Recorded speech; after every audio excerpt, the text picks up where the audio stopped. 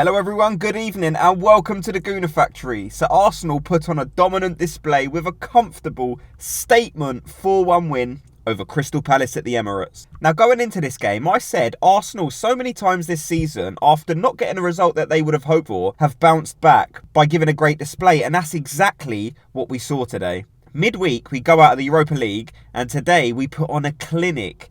There were so many great performances, of which we'll go through towards the end, and we'll talk about how the players did individually. Arteta got it spot on tonight with his selection as well. There was a lot of disrespect before the game I saw, starting from last night really, when we learned the news that Saliba might be out for a bit longer than we expected. I saw a lot of fans hating on Rob Holding, saying they hope he don't play, he's not good enough to wear the shirt. All of which I massively disagree with. Jesus I thought might start as well, as he started in midweek, but if I'm guessing what happened there is he was probably thinking the sporting boss midweek won't be expecting Jesus to start, so maybe he picked him for that game for the kind of shock factor, spring something on them, they won't be expecting it. And then today he assessed it again and thought there's no need to risk him, the other team may have prepared for him to start, so now there's no real benefit of risking him. So start with Trossard, bring him on as a sub, which is spot on from the boss. So nearly 65% possession today, which is a decent number, and it just talks to the way we controlled the ball, with 5 shots on target, producing the 4 goals. So all in all, I think Arteta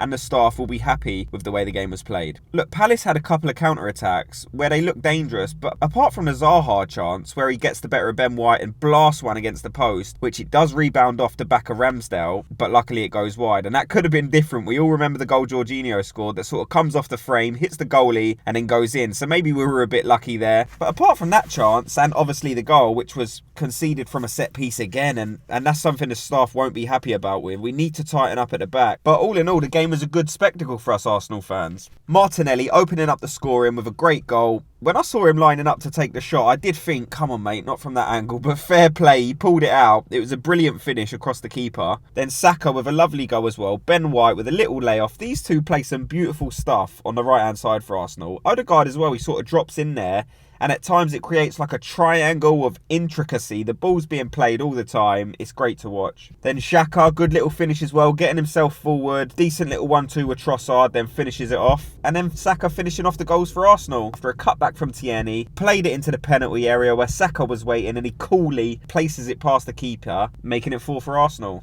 Now the players individually. Ramsdale, he seemed quiet. He didn't really have too much to do. Couldn't really do anything about the goal either. The player smashed it. You know, it coming from the corner. He was about six feet in front of Ramsdale, out of his reach. So there's no blame there at all. Zinchenko, good overall performance. He made 2 or 3 brilliant tackles on Elise. It looked like he might be in trouble 1v1, because that's maybe the area that people might say is not Zinchenko's strong point. But he dealt with a tricky winger perfectly today. One of the best defensive performances I've actually seen from Zinchenko this season in an Arsenal shirt. Then Gabriel and Holding both done well to nullify the threat of Edouard. The striker didn't really have a sniff. Both players read the game well, with Holding obviously eager to impress. He come flying out a few times to meet the ball successfully as well. If he plays like that every game, Saliba misses, we should be okay at the back. Ben White, he done well with Zaha, who is one of the more tricky wingers in the Premier League. He's always trying to attack, always trying to make stuff happen, and what he lacks for in defensive capabilities, he more than makes up for with attacking threat. But Ben White, apart from the one time Zaha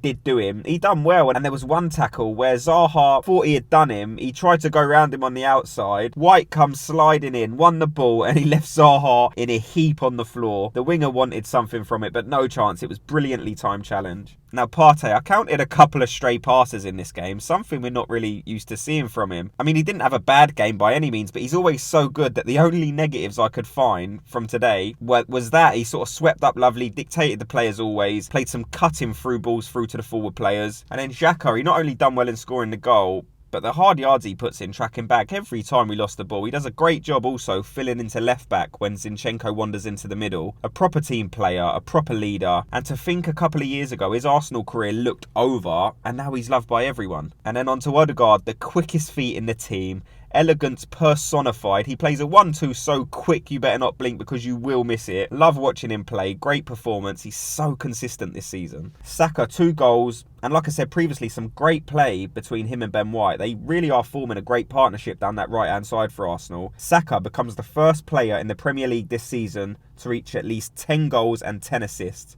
I've said in a previous video he's the best right winger in the world right now, and he is. He's magnificent. Martinelli, the workhorse, brilliantly taken goal. And you can see online now just how highly the Brazilian fans rate him. He'll be a great player for Brazil now and in the future. I have no doubt he has everything. His decision making has improved massively. It used to be like his legs were too fast for his mind to control, but now he's becoming a real complete player. And Trossard, the false nine we never knew we needed, the Belgian wizard, the best two-footed player we've had since Santi Cazorla. And I don't think when he plays instead of Jesus that there is that much of a drop-off. Two different kind of players, but both amazing. And I think that's the biggest compliment I can give Trossard, because I rate Jesus massively. Jesus, when he did come on, he done well, loads of running as you would expect. Didn't really get any clear-cut chances, but he was trying, and now he has a bit of time off. The next game being April the 1st.